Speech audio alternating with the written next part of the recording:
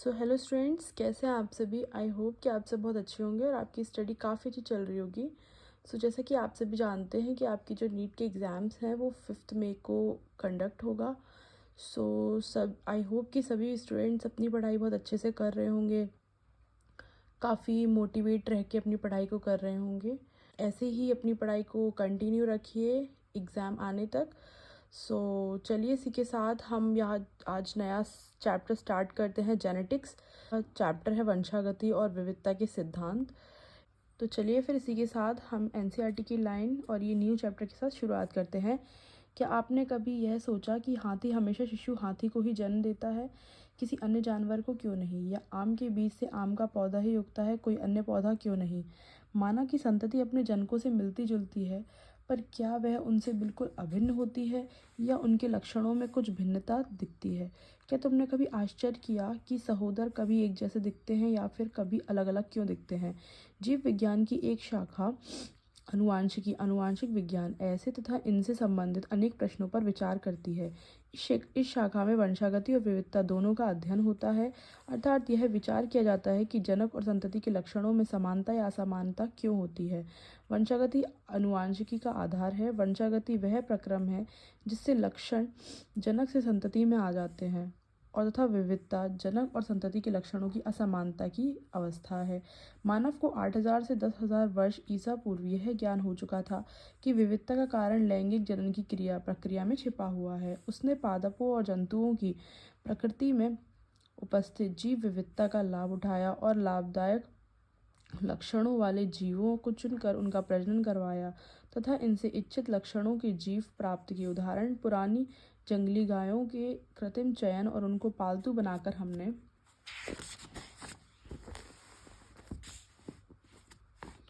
आज उच्च भारतीय किस्में प्राप्त कर ली हैं, जैसे पंजाब की शाहीवाल गायें।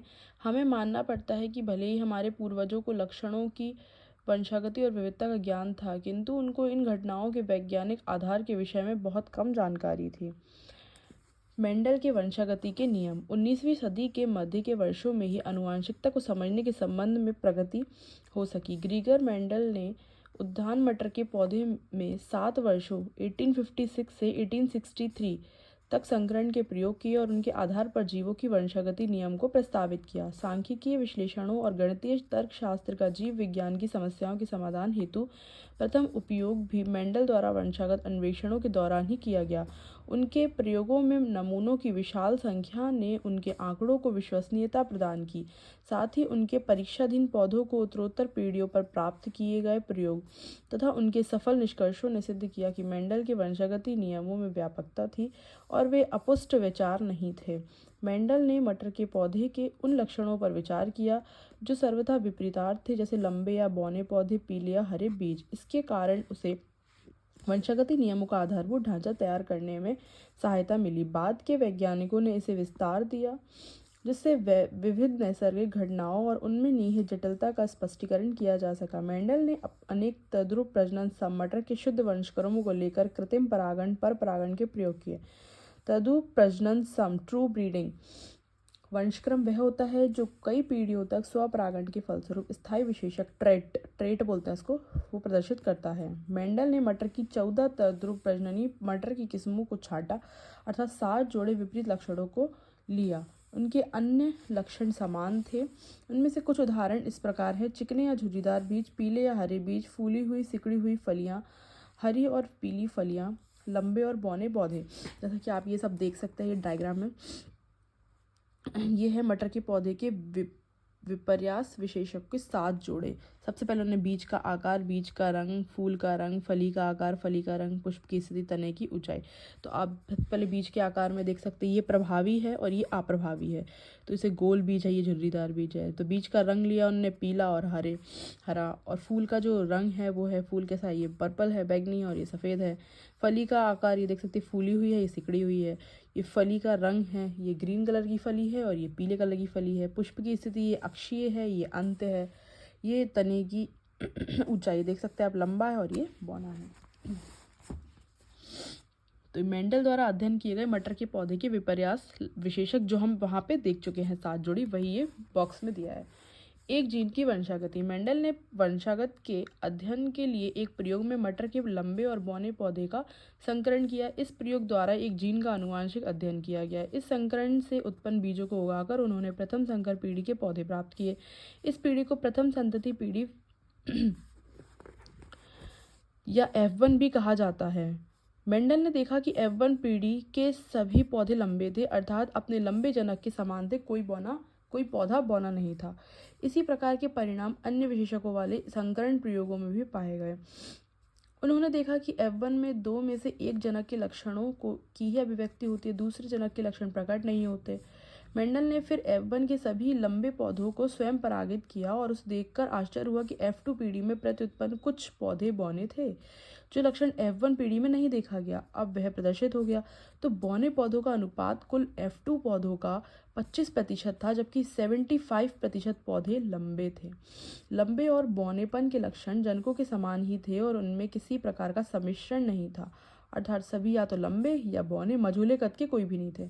तो जिन अन्य विशेषकों का अध्ययन किया गया उनसे भी इसी प्रकार के परिणाम प्राप्त हुए, अर्थात F1 पीढ़ी में केवल एक जनकीय लक्षण प्रकट हुआ, जबकि F2 पीढ़ी में दोनों विशेषक 3:1 के अनुपात में अभिव्यक्त हुए। विपरीत विशेषकों में दोनों F1 और F2 स्तर पर किसी प्रकार का सम्मिश्रण नजर नहीं आया।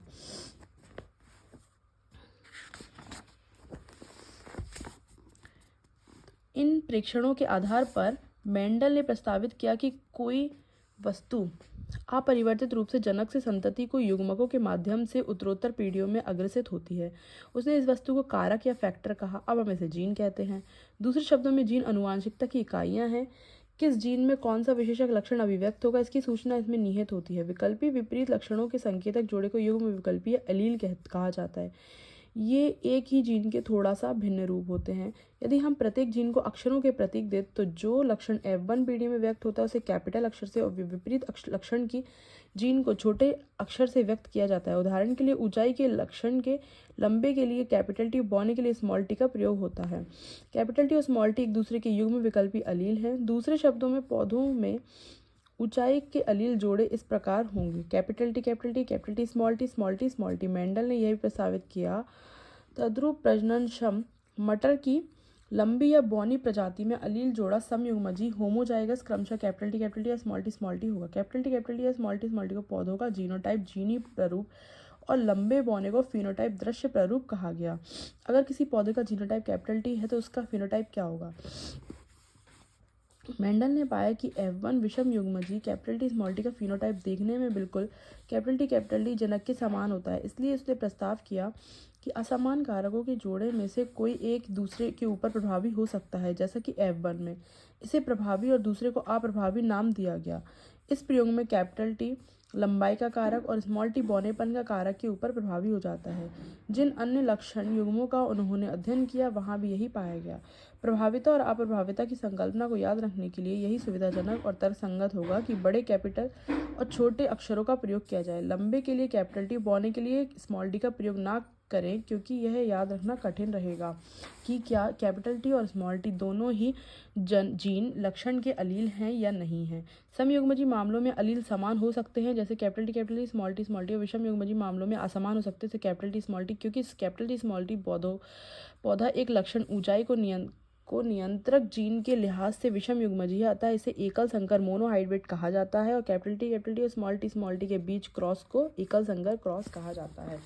जैसे कि आप इस डायग्राम में देख सकते हैं, ये पेरेंट है, ये कैपिटल टी लंबा पौधा है, ये स्मॉल टी बौना पौधा है। जब इनके बीच हमने 100 परागण कराया तो F1 पीढ़ी में हमें दोनों लंबे प्राप्त हुए, एक जैसे कैपिटल टी स्मॉल टी।